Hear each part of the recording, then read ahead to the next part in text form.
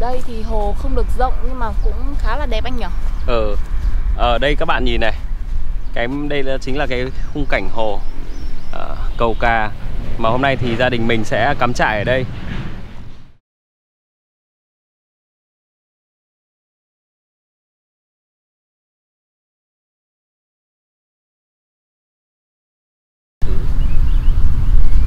Anh nhìn kìa, hình như kia có cá kìa.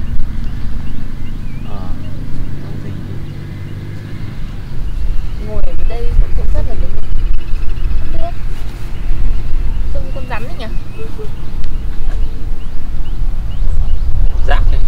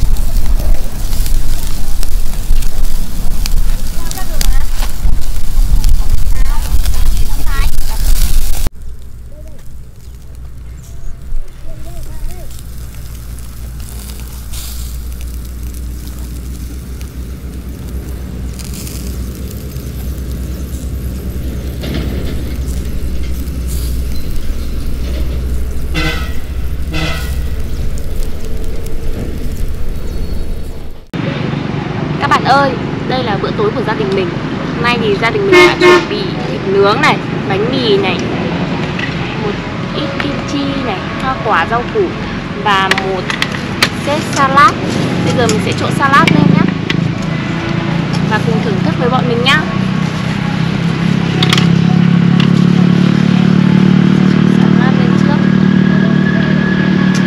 Đi camping mà ăn thịt nướng thì đúng là chuẩn bị rồi. Vẫn là niềm đam mê của gia đình mình.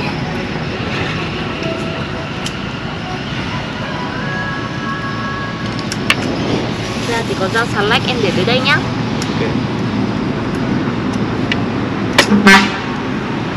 Ngon quá. Thịt này là nướng bằng hun khói nên là rất là thơm. Nào, chán này rất là càng hấp nào. dẫn đây. Chén thôi, ngon quá. Kem. Wow.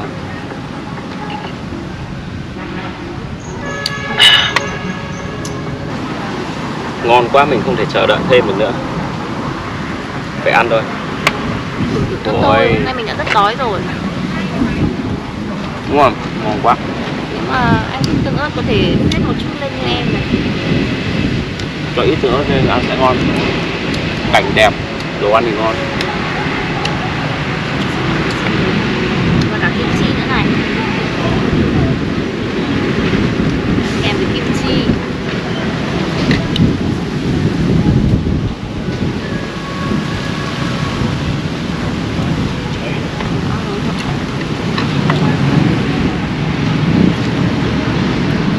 Ăn tay luôn cho ngon. Ngon quá.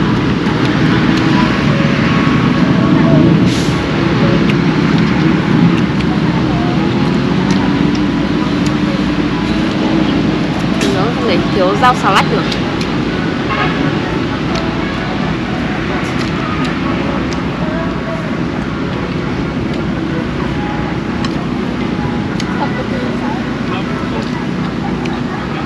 Ăn cái ớt này nó không chua, này nó không cay mà nó ngọt nữa anh nhỉ, nó thơm thơm. Ớt chuông này cho vào đây không? Vị nó rất là thơm mà ăn nó ngon. Thơm hăng hăng.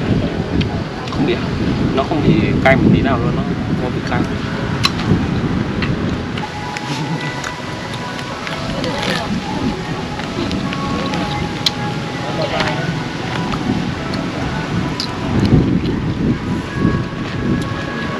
Ngon quá.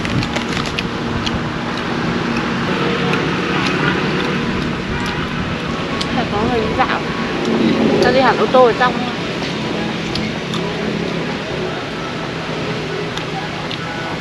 Thực ra mọi người nghĩ là nướng thịt thì rất là phức tạp, nhưng thực ra nếu mà mình ướp ở nhà trước rồi đến đây mình xiên thì rất là nhanh.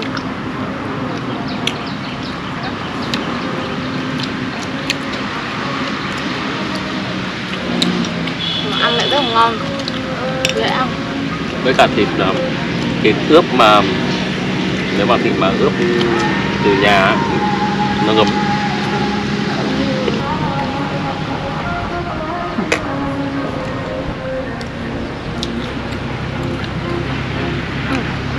Tan đi thẳng là kia cả.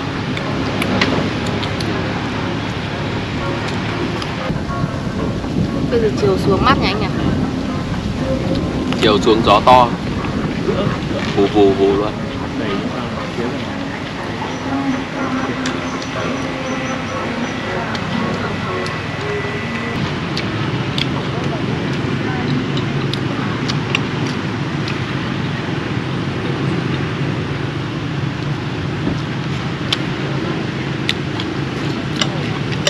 Mà đúng là đi cắm trại cảm thấy lúc nào cũng cảm thấy đói.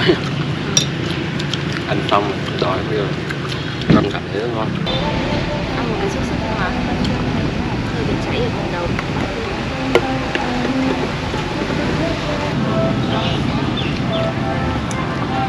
Nhiều phết. Ngon.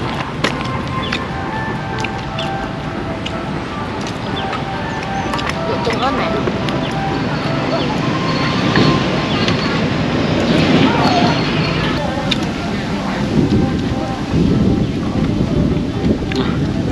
Ngon đấy. Nãy đói ăn được nhiều, cảm giác là ăn được rất nhiều. Ta có thể ăn được cả tất cả số thịt nướng này luôn. Mình ăn.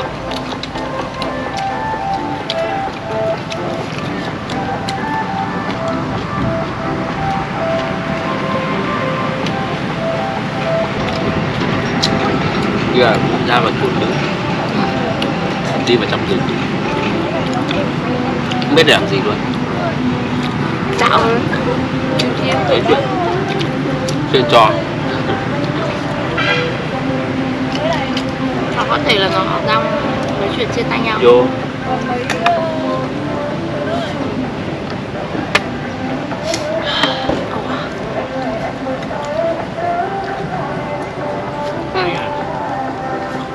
Mình thích thịt ăn.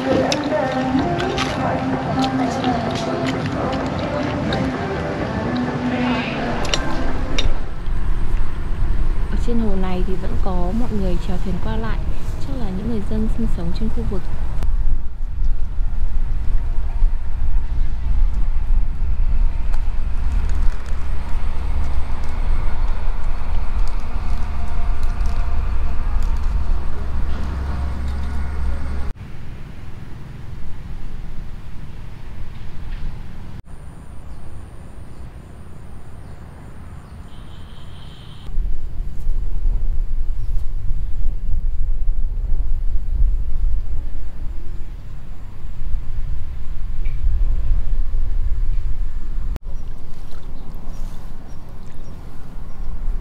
Đây là cần câu đây.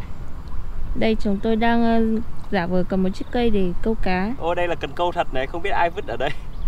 Có cả dây luôn. Đùa tôi à? À không phải, như dây này nó chỉ mắc vào thôi. Ủa, thế là có cần câu thật các bạn ơi. Nó dây đấy nó chỉ móc vào thôi. Trời đã bắt đầu tối rồi và nhà mình đã ăn xong hết.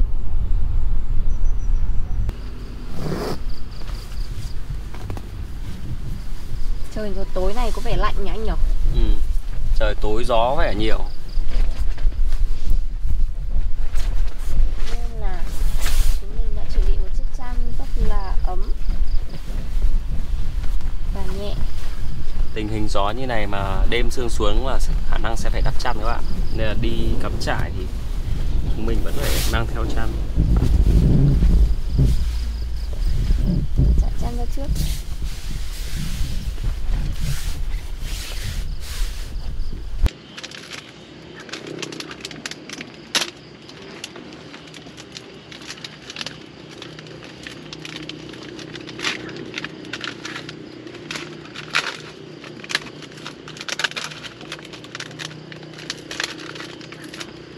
Anh ơi, anh có ăn cái này không?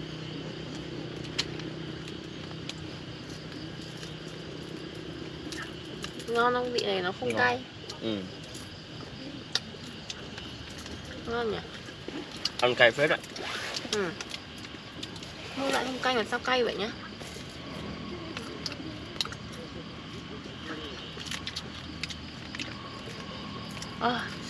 Cay quá.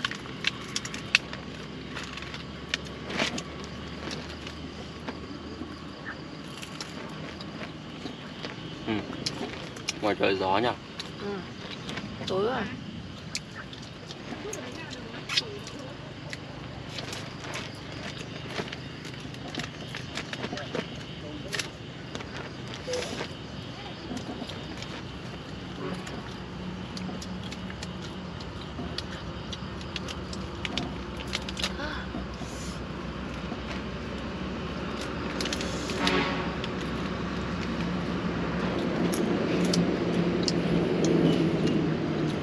Mực này ăn mà xem mực đá thích nhỉ? Hay quá, hay quá. Sao cứ ở đâu anh nhỉ? Anh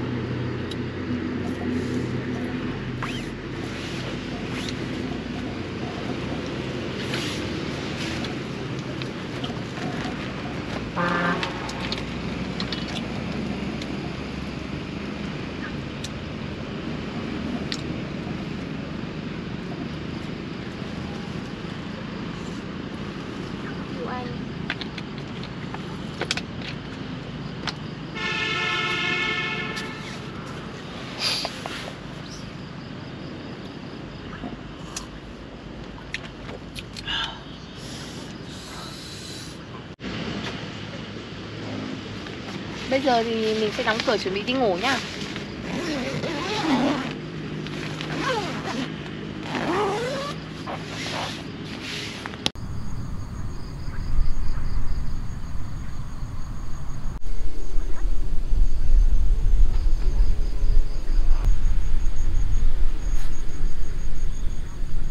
Không biết là hôm nay có ngủ được không. Ngủ ở ngoài như này Đang thấy rất là mát đây.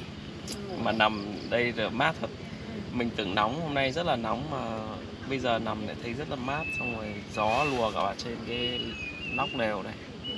Mát thật đấy. Ở trên này có Chẳng một cần vài phải con điều muỗi. hòa mà mát. Có vài con muỗi à? Chứ tại sao nó bâu vào.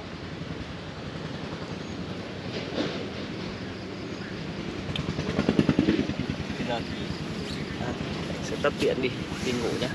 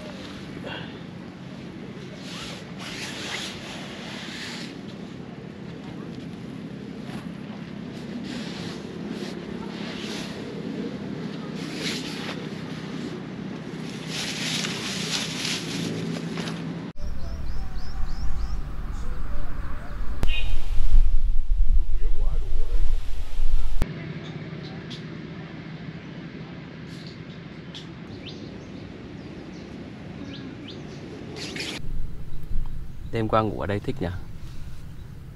Cũng chưa quen lắm. Đây là lần đầu tiên em ngủ ngoài trời đấy. Vậy à? Ừ. Thế ngày xưa đi học không đi cắm trại với các bạn hay là đi picnic gì à? Không. Em chưa bao giờ được đi kiểu này luôn. Đi này cũng rất là thích. Nhất là đi cùng gia đình mình cũng cảm thấy an toàn ấy.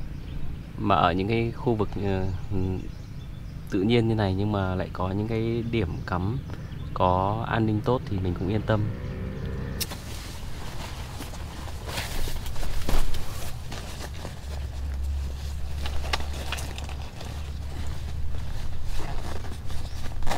Mới sáng ra mà đã thấy trời nóng nóng anh nhỉ? Hy vọng là hôm nay sẽ không bị nóng như chiều hôm qua hơi nóng. Chiều hôm qua nóng nhưng mà tối ngủ lại thấy mát. Sáng ngủ dậy thì khá là mát rồi. Nhưng mà một lát nữa thôi thì khi mà mặt trời lên thì không biết nào được. Tối qua ngủ lạnh còn phải đắp chăn ấy nhỉ? Buổi đêm thì ở đây khá là nói chung là mát và cũng nên là có một cái chăn mỏng để đắp, chứ không thì cũng sẽ bị lạnh. Nếu không thì mình cũng phải đóng kín trại thì nó sẽ đỡ bị lạnh hơn. Cái trại này thì có một cái lớp ở bên ngoài, nó có thể là mở ra để lấy gió và lớp lưới để chống muỗi, côn trùng. Nên ở trong này thì thích nhỉ, không bị côn trùng, không bị muỗi miếc các thứ. Mặc dù là mình mang theo cái đèn để bắt muỗi đấy nhưng mà cũng không cần dùng. Công nhận hôm qua em ngủ thì em không thấy có muỗi. Mặc dù là khi đi cắm trại thì mình cũng đều mang theo thuốc xịt muỗi để phòng mà có muỗi đốt, nhưng mà hôm qua cũng không cần phải dùng đến. Ở khu này mình thấy là cũng ít muỗi so với các khu khác.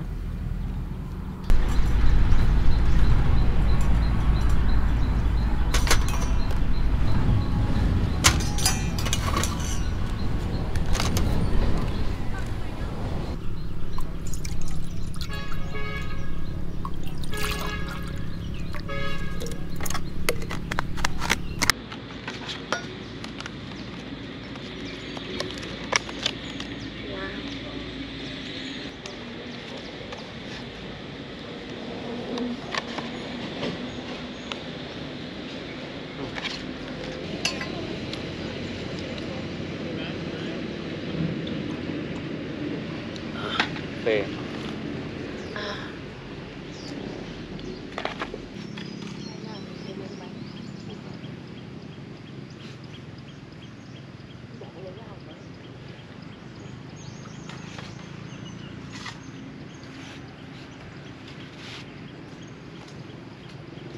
Cảnh quá đẹp.